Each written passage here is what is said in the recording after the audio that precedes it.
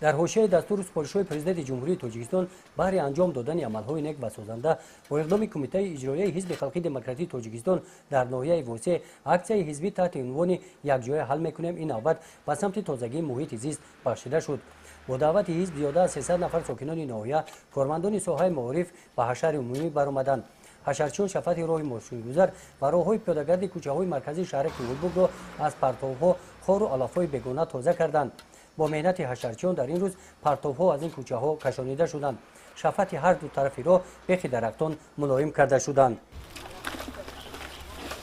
طبق نقشه کمیته اجرایی حزب خلقی دموکراتی تاجیکستان در ناحیه وسیع طریق حشر در شفت راه ماشینگذاری کوچه‌های مرکزی شهر کیلبوگ شنانیدن گل‌های آرایشی در نظر است.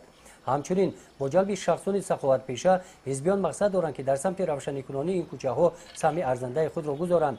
همچنین در این روز با اشتراک رهبریت حزب عاید محافظت محیط طبیعت محل تازه نگاه داشتن منزل زیست استفاده درست قطعه‌های زمین نزد اهلگی کارهای فهماندهی گذرانیده شدند. گزارش خواجه نظریف خدای نظر ظهورов از ناحیه واسع برای برنامه اطلاعاتی نوید.